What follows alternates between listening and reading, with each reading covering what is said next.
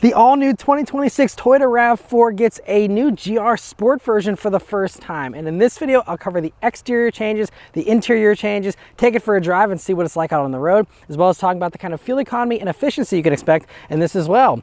And so as far as the 6th generation of the RAV4, where there's lots of improvements here for all of these, and I'll cover all the general improvements as well as the specific ones to the GR Sport here. But it's awesome we have a GR Sport. This is the first time they've done this, and this is going to be not quite as aggressive as a real GR, but does give you some unique suspension tuning. You have unique steering. There's a bunch of actual reinforcements to the suspension here, and of course you have the unique styling. So up front here, you can see that you have a much more aggressive front bumper here on these, and they actually do have active aero flaps, as well as also having a little vertical LED light there in the corners, and so it's all supposed to just make this a little more exciting. You also get the top level headlights here. There are a simpler headlight for the lower versions of the RAV4, but you get the top ones here, and it looks really great, especially here in this supersonic red color, which is exclusive to GR Sport. You can only get this color in this, and this looks great. It's also a cooler stance because it's 0.6 inches lower than what you get on a regular RAV4, and you also, coming down to the sides here, have some unique 20-inch wheels, of course, with the red GR brake calipers behind them there, and the tires are also wider by a 10mm, and they're also unique Dunlop SP Sport Max tires, so some actual real grip improvements there just from that alone, and the lighter wheels will give you, much better handling just from the unsprung mass that you're reducing there, and so that's great. I also love the amount of black trim. It's gloss black here versus some of the other RAV4s where you have matte black and more rugged look. This is really very streamlined. I also love the amount of black you have coming down to the side skirt area there, where it really is a significant amount there, and it kind of offsets the red. We also have the two-tone combo in this one with the black roof, and then going out to the back there, you see the large rear spoiler you can't miss, and that does help with the overall downforce of this vehicle. You also have a unique rear bumper, of course, with the little bit of a rear diffuser kind of thing going on there, and of course the GR Sport badging, so no one misses that this is the GR Sport version. And the styling for this 6th generation is also just very nice in general. Some nice enhancements to make it a little crisper. Now, size-wise, it's the same. The GR Sport does have about an inch of extra length, but that's just purely based on the bumpers. The actual vehicle itself is the same size as the last generation. There is some carryover for sure, although they have done some structural changes to the TNGA-K platform you have here in these. The GR Sport here, by the way, is only plug-in hybrid, so you get 324 horsepower from the combination of the gas engine and the electric motors. You have 48 miles of electric range here for this one, but there is no way to get a regular hybrid for this. If you want the GR Sport, you got to go plug-in hybrid. Right, so for the interior of the GR Sport version of the 2026 RAV4, well, all 2026 RAV4s get this completely new interior that's very impressive, so I'll highlight some of that, but also just the unique stuff here for the GR Sport, which interestingly is kind of a little bit decontented. So it's not fully loaded. I was kind of almost expecting this to be like a fully loaded interior for a RAV4, but it's not. So you do miss out on some of the stuff you get in the top version, so just keep that in mind, and I'll talk about all those here in this segment. But first thing, sitting down in these seats. So you have unique seats here for the GR Sport. I believe they have a little bit of extra bolstering here, but the main thing is, of course, you have this Bryn knob suede kind of seat material that we're familiar with from other GR models. You have that with the red stitching, and also the soft text for the sides of the seats here, and of course the GR logo on the headrest there. But they're pretty nice and soft, comfortable seats. They actually have a nice bit of cushion to them, so they're pretty plush, and they have all the usual power adjustments. They're heated seats, but they are not ventilated seats. That is something that I believe is reserved for just XSE and Limited, I believe. So you don't have any kind of cooling, but otherwise nice seats for sure, and at least the perforation will help you a little bit probably with cooling, just so they're not quite as hot as straight regular Alcantara or leather. Moving on to the steering wheel, that is also unique here for the GR Sport, and I think it's a little bit of a thicker wheel, and I love the perforations, of course, the red stitching, the GR badge. You also have paddle shifters here on the back of the wheel, and a nice assortment of buttons here on the front, not overboard in my opinion, and a nice new wheel design here for the 2026 RAV4s. It's also a heated steering wheel here in GR Sport. That's something, of course, other RAV4s do get, but that's not standard or anything. Moving on, you also have a 12.3-inch gauge cluster that is also standard on all 2026 RAV4s, and it does run a similar kind of customization and stuff that we had in the previous digital cluster you saw in other Toyotas, but this is a new generation that now can do more maps in the middle there, and but does have like this same kind of themes. You can kind of scroll through there, various different looks as far as a single pod, double pods. I wish there was more performance info. I know this is only a GR Sport, not a full-blown GR, but, there's not really any other, performance metrics. Like, it'd be fun to see a G meter or something like that in here. But otherwise, the only other thing is I don't believe that right pod can be adjusted. Previously, Toyotas will let you do both sides as well as something unique in the middle there. This, it seems like it's just that left side that you can change from my first impressions here of it. But, still a nice gauge cluster. And so far, I'll continue to talk about this as I drive. But so far, even though there's no hood over the cluster, I haven't had any issues with glare. It's really nice and high contrast, but I will continue to keep an eye on that. Now, moving over to the middle of the dashboard here, so it does get the top screen, which is a 12.9-inch touchscreen. This is a new generation system as far as not only the infotainment but also the software for it. And now on lower RAV4s, you will get a 10.5-inch screen. That's standard. That used to be the top screen in RAV4, now that's standard, and this is the new top screen. They all work the same way. It's just a matter of screen size, but I love having a volume knob here, and everything is really nice and quick. There's faster voice recognition now. You have these customizable tiles here you can have for the home page. Previously, you didn't really have a home page, so it's nice that you have that now. And of course, it does have wireless Apple CarPlay, wireless Android Auto as standard. And it's great to have all of that. It still does have satellite radio, for example, which is nice, and even Spotify and stuff. And so a really nicely done screen, though. It's been very nice so far. And I like how you have the other little buttons there to change some of the climate control stuff. Some of this stuff is screen-based, but, with auto climate, most of the time you're not messing with that too much. So hopefully it'll be a rare occurrence that you actually need to dive into that climate screen there. Now, coming down, you have two little shelves here. I really like that. So first off, in this top one, you have a wireless charging pad as standard. Now in the limited, you get a dual wireless charging pad, but that's only in limited. You only have the one here in this, and it is angled a little bit, but it's still smooth and actually kind of rough plastic. This is a pre-production unit. I'm hoping maybe some of the plastics might get a tiny bit better for production, but regardless, there's no rubberized surface here, and you do have a bracket at least, but I'm worried that this wireless charging pad won't do super great because typically Toyota wireless charging pads aren't the best. Some of the newest stuff, like the 2026 Corolla Cross, actually has a nicely redesigned wireless charging pad, but unfortunately we don't have that here in this. But otherwise, you have, these two pods that change their different drive modes here. And then coming down, you have another area that is also, again, just kind of smooth plastic. Doesn't have any grippiness to it, even though it looks like it might. But that is just massive. I think that the key thing here with this interior is just a lot more storage volume. Huge space there. You also have in front of the passenger another nice, really large space that has a little bit of a ridge to hold stuff in there. You also have two cup holders here next to the shifter, which also has the unique, red stitching. And this shifter is a little shorter than last gen RAV4, so it feels a little sportier too. You actually get a shift by wire shifter in the limited, and it's an option on the XSE. Also in this area, you do have hard plastic, and I kind of wish they would have done a little bit of padding. Another thing I don't love as far as fit and finish is this center armrest.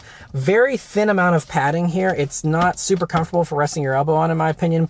The cool thing about this is that it does open up on both sides, which is great. And you can also just remove the whole thing by pressing both sides, and then you can flip it over and have another storage area with this little ridge if you want even more space there. But because of this whole removable thing, it's just kind of loose. And again, pre-production, maybe it'll be tighter for production units, but just seems, not the best as far as that goes. But anyway, you open it up and you'll see another USB-C jack, as well as a power outlet in there. And that USB-C jack is the data transfer one. The other two that you're seeing up front here, those are, just going to be for charging, and they're only 15 watts. I believe limited, and some of maybe the other higher trims will get a 45 watt USB-C, so really high powered charging, but just the 15 watt ones here in this. You also, by the way, do have pockets in the doors, and also another deep cubby here by your grab handle where you can actually, put some stuff in there if you want, because it's that deep, and that's great. And then the other notable couple of things before we move on to the back seat is that there's no moonroof. We also only have the base 6-speaker stereo here. We don't get the JBL upgrade, which is a 9-speaker that's in some of the higher trims. We don't have that here in this. So you're going to be, down on speaker count, not having the moonroof.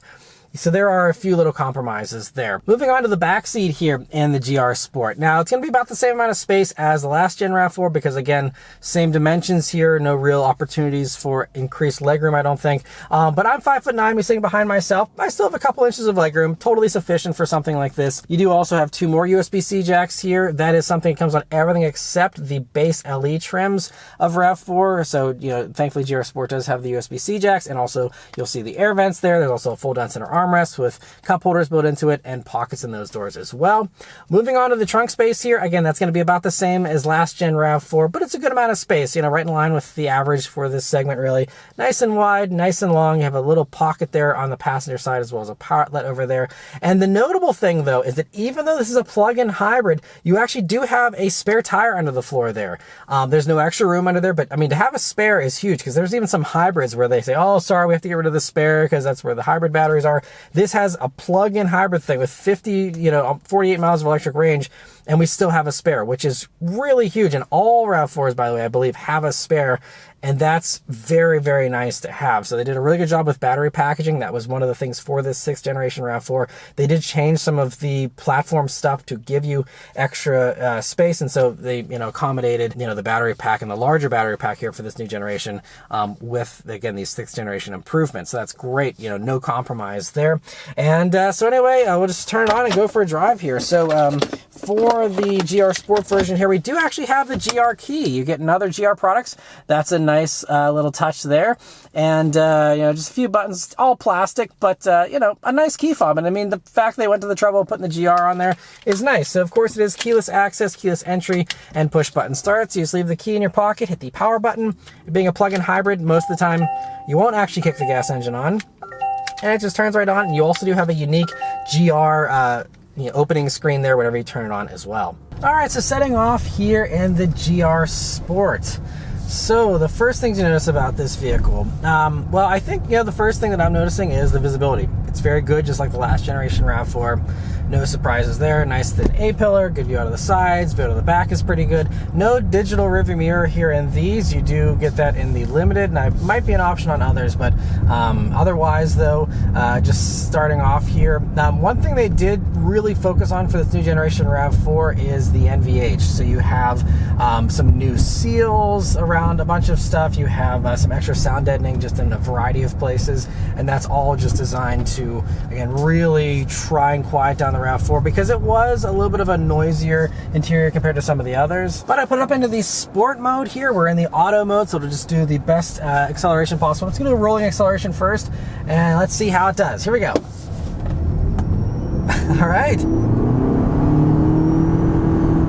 Gets up and goes pretty well. It's pretty punchy, and we actually did do a time 0 to 60 from a stop already, and was able to get a 5.34 second 0 to 60 here in these. And it also, by the way, will go full throttle in electric mode because, again, being the plug-in hybrid does have that electric mode. And we got an 8.5 second time even in just EV mode, which will still keep up with a Crosstrek or something like that. So very respectable. You can do actual highway merges in full EV mode. So if you are wanting to just drive this like an electric RAV4 for 48 miles here in the GR Sport, you can actually do that here. So as far as the powertrain goes, we have a 22.7 kilowatt hour battery pack here for the plug-in hybrids, combined with the 5th generation 2.5 liter naturally aspirated 4-cylinder engine here. And so altogether we get 324 horsepower here in these. So it's a good amount of punch. That's 22 more horsepower than the old RAV4 Primes, and then they renamed it to RAV4 plug-in hybrid. So, a nice little improvement there. And we do have a few little corners. I'm just going to try and see if I can push this at all and feel how this suspension feels, because the GR Sport does have a lot of unique suspension tweaks to it. There's some actual reinforcements you can see all nicely laid out on the table there for us that they showed us, and so all that stuff does help to make this a little more rigid. They have, of course, retuned the suspension as well, just with the springs and the dampers to make everything feel a little sportier. And now using the brakes a little bit to slow down. Nice and normal feeling brakes too, though. We do have now an electronically boosted brake pedal here, and thankfully though, Toyota's so good with their hybrids and plug-in hybrids of really perfecting everything to feel very normal, because they have really the most experience in the industry as far as how long they've been doing hybrids and plug-in hybrids for here. And so It all feels nice and natural. Also, other handling enhancements we have is there's a new posture control system, which works with the stability control system, and there's a bunch of things. The all-wheel drive system even has some aids to it now where it's able to kind of tuck in the wheel and do kind of torque vectoring. I don't think they really call it torque vectoring. It's, again, posture control, but a similar kind of thing to try and minimize body roll, improve turn-in on these. And of course, again, GR Sport does give you the wider tires. We're 235 wide Dunlop SP Sport Max tires here on this, and I like that they have some meaty sidewall to them too, so you don't have to be terrified of, you know, hitting a pothole and cringing every time hoping you don't get a flat tire. You know, they have some forgiveness to them, which I love. I think it looks great with the meatier sidewall too. But as far as this powertrain, you know, you can hear it really leans on that electric motor for a good while before the gas engine really kicks in. So it tries to figure out, you know, exactly how much you want, but it's very responsive. We'll also go ahead and just try, there's a sport mode here with gears, even though this is all hooked up to an eCVT, which isn't really a transmission, but it does have these stepped kind of gears. We're in the first gear here, and okay, so when you're floored, it doesn't really matter what you're doing with the shifting. It doesn't have any actual shifting going on. So I guess when you're lighter throttle, even there, I'm not upshifts. It's not doing anything different. I mean, again, there is no real connection to that. So, but I was expecting a little more with the simulation. The downshifts, I do feel it. It does do some, like, you know, a little bit of engine braking or just higher regen, I'm assuming. But I'm not feeling any kind of actual other changes here. So that's interesting. So, I mean, I guess if in the plug-in hybrid, if nothing else, it is just kind of here to light or ramp up your regen a little bit temporarily. So that's interesting, but, you know, honestly, stuff like this, you're better off just kind of leaving it and letting it do its thing. All right, now I'm going to do a launch from a stop here. I mean, left foot brake, right foot gas. It says they're both pressed simultaneously. It's not really a launch mode, but it does kind of take off pretty strongly, though, with the way that it launches there, and that was 60 just like that. So really nice and strong here, and we can also go into the EV mode. I can just demonstrate what a foot to the floor acceleration does in that. So nice straight piece of road here again, and just do, again, rolling. I don't have to launch it, but 5 miles per hour. I mean, again, it puts you back in your seat, and it's doing it. It's pretty good. So as far as this all-wheel drive system too, that's the other component here. You have an all-wheel drive system in all RAV4s, so there is no change with that rear motor. They said, I guess, the battery does provide a tiny bit more juice, so there's supposedly 90 pound-feet of torque for that rear motor. In the plug-in hybrids, it's 89 in the regular hybrids. But as far as, you know, again, GR Sport being only plug-in hybrid, you get 90 pound-feet of torque from that rear motor. That's its max. Everything else is going to be dependent on the front, which means, you know, if you are in adverse weather conditions, there's going to be a limit to how much that's going to be able to help you. Now, you know, it does make sure it always keeps that rear motor juiced up, so you're always having traction from the rear if you need it. Like, for example, if you're climbing, you know, a tall mountain or something and you're doing extended, you know, rear-wheel drive assistance there, you know, we'll do that. But, you know, it is, that's the way that it gets really good fuel economy, which, by the way, for these, again, in addition to 48 miles of electric range, you have 44 mpg combined once you run out of that electric range, which is still really good, especially considering you're carrying around a 20 kilowatt hour plus battery pack here. Not too bad, and just shows how really efficient this new generation of this Toyota gas, you know, hybrid system is as well. Now, as far as the other little thing here for the plug-in hybrid is charging, and that's weird. So for the GR Sport and the base SE plug-in hybrid, you just have a 6.6 kilowatt charging rate, and it just uses a regular J1772 connector like most people already have in their homes, which is great. If you go for the XSE or the Woodland, I believe those trims are the ones that get a DC fast charger, and those ones are going to allow you to do a 10% to 80% charge in about a half an hour, they say. And that also will do whenever you're just doing level 2 charging, up to 11 kilowatt charging for that. So a little bit faster even on just level 2, which is kind of interesting. The explanation that was kind of given as far as why that is just where there was different points in the development cycle, and so some of them got one, some got another. It still doesn't fully make sense to me, but that's the way they played it. So just know you're not going to be able to do that super fast level 2 or the DC fast charging in this GR Sport. I think it's kind of silly to be doing DC fast charging in a plug-in hybrid anyway. That's what the gas engine's for. When you run out of charge, you have gas. That's far easier than charging, far cheaper these days than charging as well at a DC fast charger. So, you know, I don't think it's really a big loss, honestly. Now, if you're doing heavy electric driving, you might wish you could have that 11 kilowatt. And again, you can get that in, again, the XSE, which also is a little bit sporty. Obviously not as far as GR Sport here, but if you really do need to, you know, make sure you have 50 miles every few hours, you know, of range there, just know that you're not gonna be able to get that here in the GR Sport.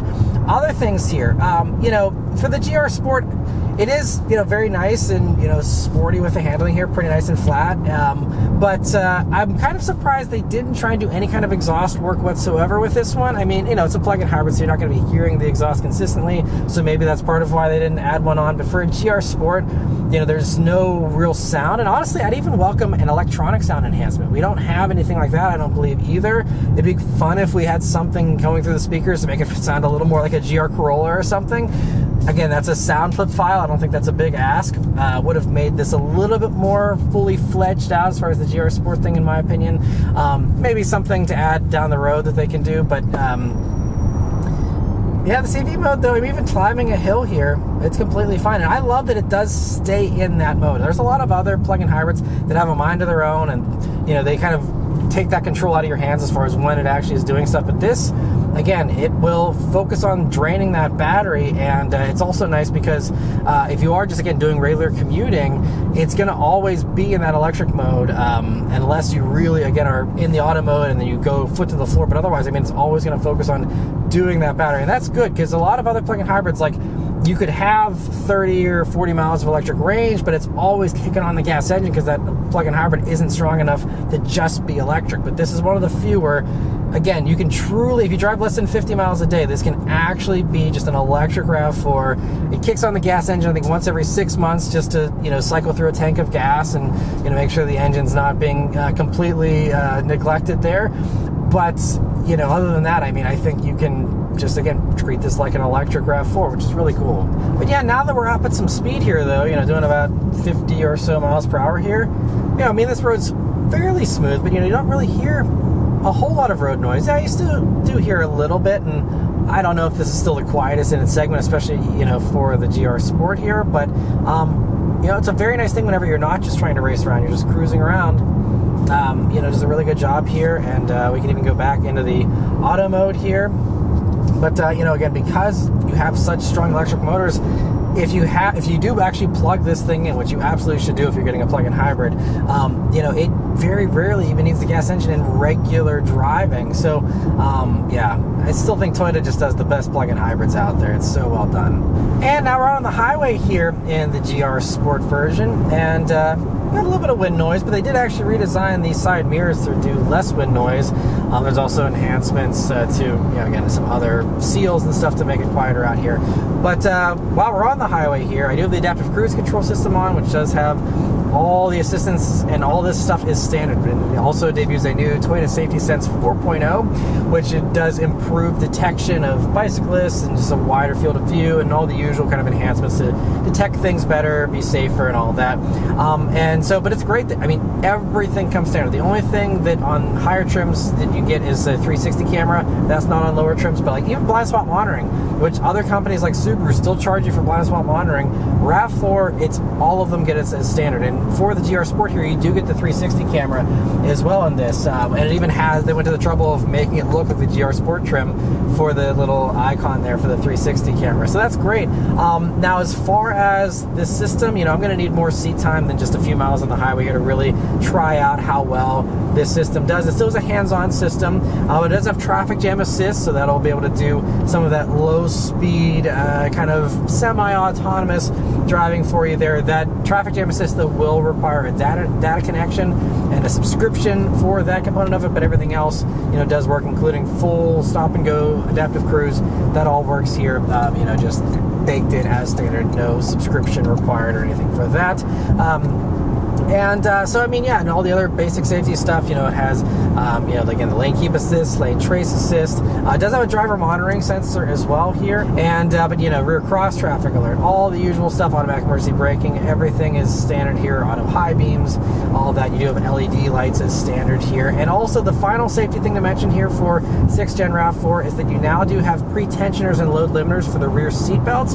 That is something that's very important with the new IHS testing, that they've been really focusing on rear occupant safety.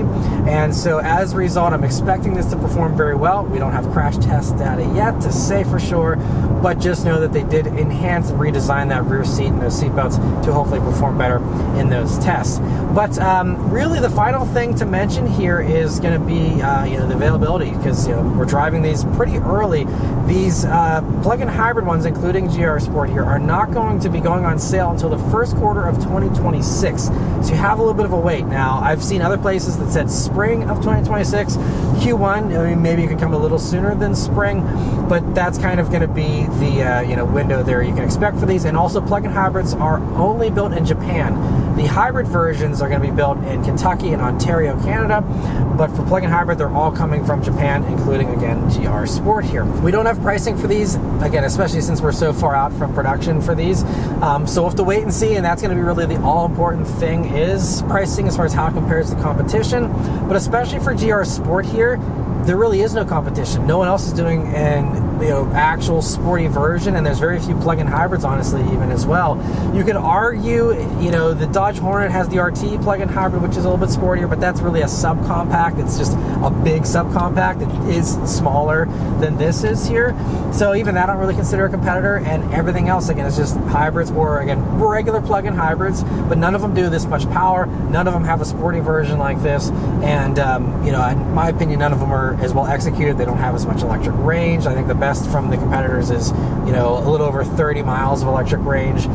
So I mean, this just blows everyone out of the water as far as specs, you know, power specs, range specs, and even the efficiency of 44 mpg combined.